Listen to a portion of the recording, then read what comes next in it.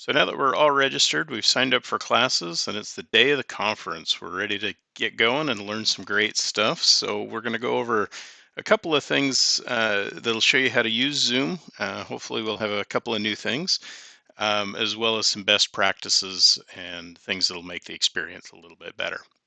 So the first thing, we're going to log in. I've already logged in. You can see my name up at the top.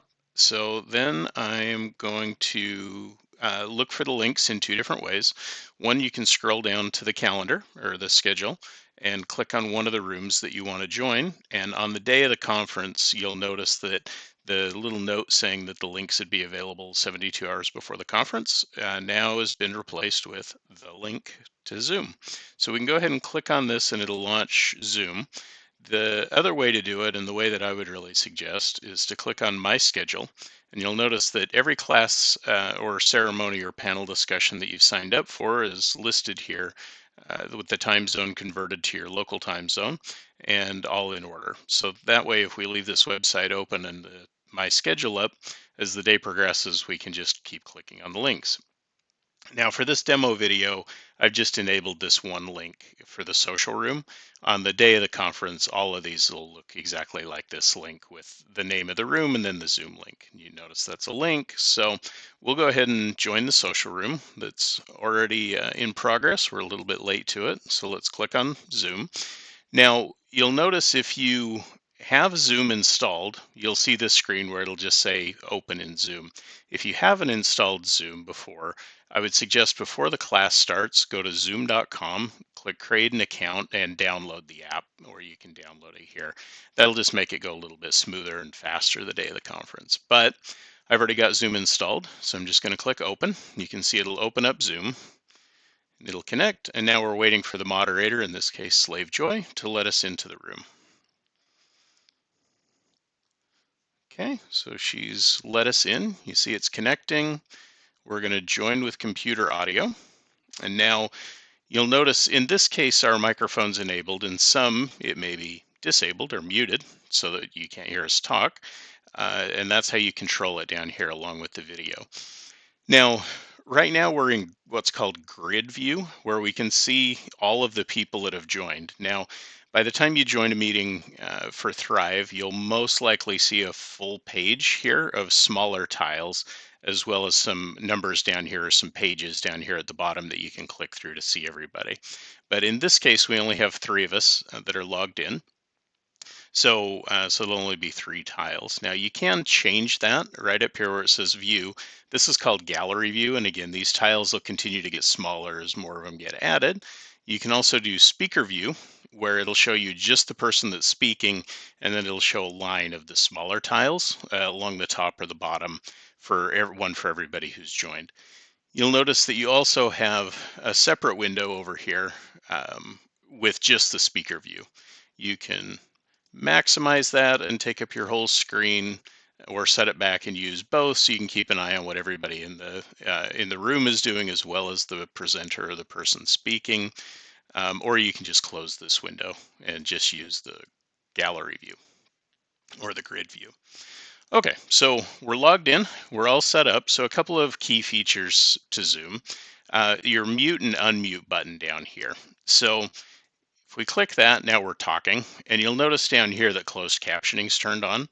At Thrive, we have closed captioning in every room. You don't have to have this enabled, but it will be enabled by default unless you've turned it off in a previous meeting. So it's a great feature if you need that, but if you find it distracting or you just don't want to see it, you can click the live transcript down here.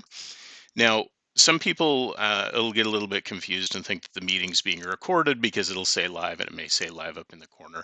Nothing at Thrive will be recorded at any time. All this means is that the transcript or closed captioning is happening in real time. Now we can do a couple of things. You'll notice that only 3 lines at a time, and you can control that in settings, will show up, and it might go a little bit fast if somebody's talking fast like me. So if you're actually using that, you can click on the full view and see it over here. Now, one of the great features is that Zoom actually knows who's talking, and it'll put their name in here. You can see Marcus Cole up here. I'm the one talking, so this is all my text. But when somebody else starts talking, it'll put their name in, so you can kind of follow along with the conversation. I'm going to go ahead and close that. And I am just going to hide the subtitles for the rest of this video. But again, if I wanted to see those again, I just click show and they pop right back up. And that's not available in every Zoom meeting universally, but as far as the Thrive conference, every room we've upgraded to have the live transcript. So you'll be able to have closed captioning in all the rooms. And we will have ASL available for the opening and closing ceremonies. Okay, so that's live transcript. A couple other things uh, along the bottom. So the participants, we can click here. We're not going to do the invite. I think that'll be turned off during the actual conference, but we shouldn't be sending the link or inviting anybody else to the conference. That should all be handled through the website. But if you click on participants, you'll see the list of everybody that's joined the call. Not necessarily that's signed up for the class, but everybody who's already on the call. And you can see the status of their microphone and their camera, whether they're muted or not. So you can, um, let's see, oh, sorry. Okay, so that's it for participants. So we'll go ahead and close that, but you can open that at any time. That's particularly useful if we have more than a page full of people on here. You can scroll down the list alphabetically and see who's there. Okay, so the next we'll talk about chat. So the chat window is a great feature um, for a couple of different purposes. I'm going to go ahead and make that a little bit bigger so we can see it.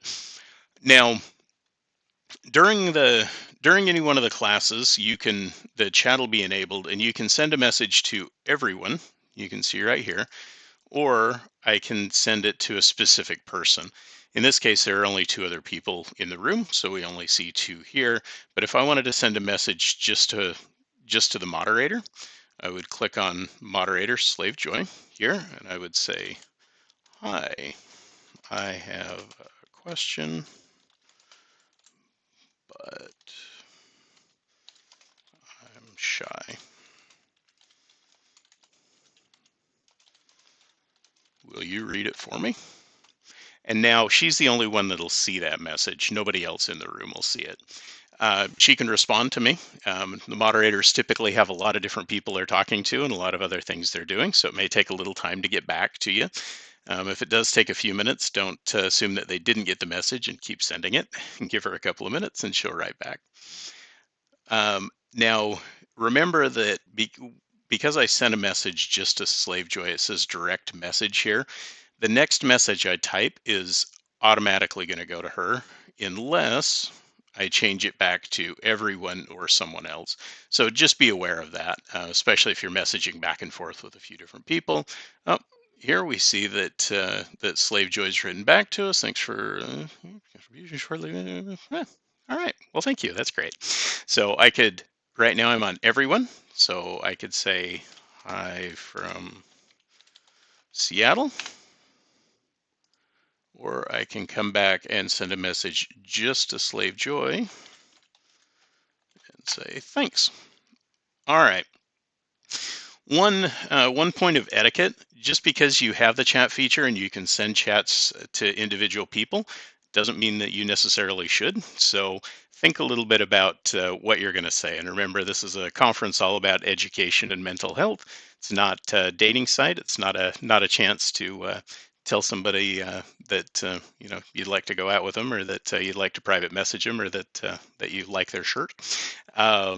So the number one rule of Zoom, at least for Thrive, is don't be creepy. So think to yourself before you send a message, could this come off as creepy? And if you think it possibly could, maybe don't send it. All right, so that is it for chat. You can, again, move this window around. I can leave it over top. I can make it a little bit smaller. And I'm going to go ahead and close it for right now. Now, closing it doesn't make the chat go away. When we pop it open, we see everything here. But when you join the room, you'll only be able to see the chat that's happened so far until you've joined. You won't see the entire history. So another great reason to be early, or sorry, to be on time, not don't be early.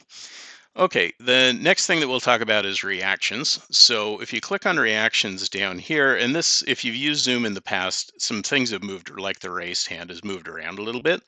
Right now, you should find it here. So we have a couple of different reactions. These will go to everybody. So use them appropriately, but definitely use them. It's a great way to participate in the class. Oh, see, there we see that Joy's having a great time and wants to welcome everybody to the class.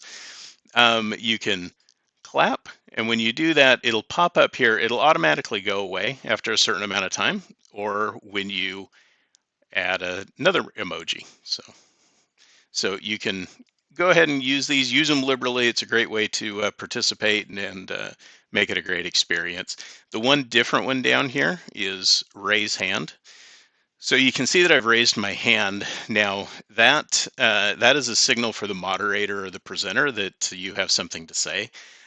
Again, presenters are going to use this differently, and your moderator will talk a little bit at the beginning of each class about how they're going to use those.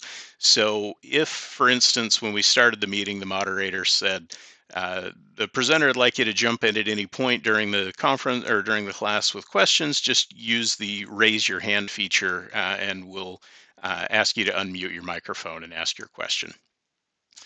In that case, it'd be appropriate for me to raise my hand if I have a question and then wait until the moderator or the presenter calls on me. If you change your mind or somebody else asks the question or answers it, you can click lower and the hand goes back down. It is great etiquette during classes to mute yourself when you're not talking, especially if there's a large group. Microphones are very sensitive, and even though you might not hear it, if you've got a dog that's maybe barking a little bit in the background, or some sirens going by, or people walking around and talking in the background, it can be quite distracting. So it's a great idea to mute your microphone if you're not speaking. Okay, so one other thing that I should have talked about when we first joined the call, but you can see down here, it'll default to the last name that I used in the last call that I was in. Specifically at a conference right like this, you may not want to use your real name. So the way that we can change that, you can do it in your profile before you launch Zoom, and that's probably the best way to do it. But if we got into the meeting and I realize now that I've left my name, my secret identity out there that I didn't really want people to see, I can go ahead and change that by clicking on the three dots, which in Windows is a universal symbol for a menu. So anytime you see these three dots, it means there's a menu that'll pop up or down with some options. So in this case, we're going to go down to rename. It'll pop up and I can say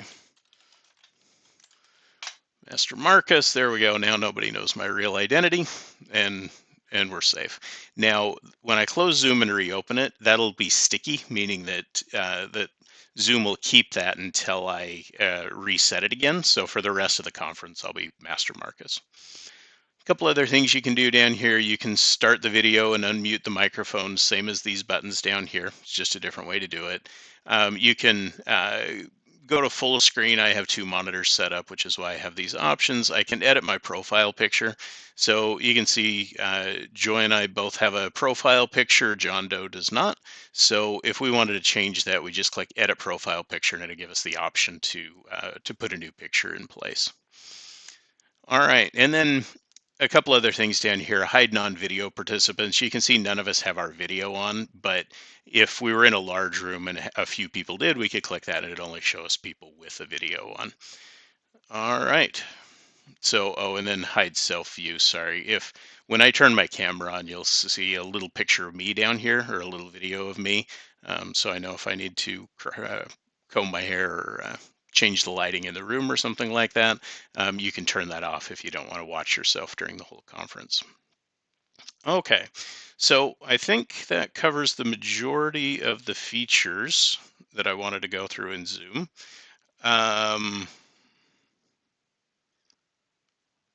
Yeah. Okay. So a couple more etiquette things. So ideally, because we may be talking about adult topics, you probably want to be in a private room. Ideally, you'll be in a private room. If you can't be, you try and face your monitor so that other people in the room can't see the monitor. And that's primarily to protect the privacy of the rest of the people in the conference who may be talking. Also, if you're not in a private room, it's a great idea to wear headphones so that the conversation doesn't spill out to other people who may be in your space.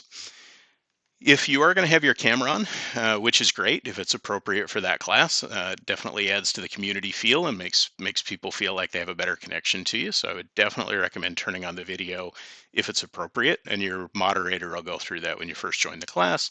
But if you are going to turn on your video, a couple things to keep in mind. After a few minutes, you're going to be totally enthralled in the speaker and you're going to forget that you have your video on. But remember, it's still on. So if you're on a phone or a tablet or a laptop and you're walking around your house while it's on, probably not a great time to go to the bathroom or take a bath or walk outside. We've seen that happen in several Zoom meetings, and probably not the image of yourself you want to show to the community. So just remember, if you do have your video on, which is great, and you're going to fall asleep, go to the bathroom, go make a sandwich, something like that, just go ahead and turn your video off and mute your microphone, and then feel free to move around. A couple other things that'll help if you can, and again, these are just suggestions, but if I were sitting with my back to a bright window, the camera isn't going to be able to, it doesn't have that much contrast control. So I'm going to appear totally washed out and look like I'm like in the witness protection program, where I just have a big bright light behind me and I'm just a shadow. So if you can have more light in front of you than behind you, bright light on you will make you look super washed out as well. So turn on your video ahead of time. When you first log in before you join, there's a test audio video button where you can look at yourself, try to adjust the lights as best you can, get the best angle, and then you're set. And I believe that is everything we're going to cover. So, so yeah. Oh, one last thing. Sorry. If you haven't used Zoom a lot, you may want to set up Zoom early. Set it up a couple days before. Open it up yourself. Get everything set. Get your name set. Get your picture set. Play with the video. Play with some of the buttons. Do a test call with a friend, and just get familiar a little bit with it. That'll make the conference go a lot smoother, and you won't be fighting with it trying to figure out how to turn on closed captions, live view, show subtitles, or figure out how to unmute yourself so you can talk. Unmute button. The more common thing that I see people run into is maybe they have a microphone, but they also have a headset on, like I do now, and it may not be set to the right audio source. So if you click this little arrow here um, next to the audio or the video, a little menu will pop up, and it'll give you a selection of which speakers you want to use. And if you're not sure which are the right ones, again, in that test call, go ahead and just click on different ones, start talking until you hear yourself, then click on the next one and go through those until you find the right speaker and the right microphone. That'll save you a little time during the meeting, and uh, so you can get that worked out ahead of time. Again, you can click test here. Oh, yep, I heard that ringtone, and then you can hear me talking down there. Okay, so that's working. Okay, and I think that is it for using Zoom. We'll hope to see you in a couple of days at Thrive. Have a great day.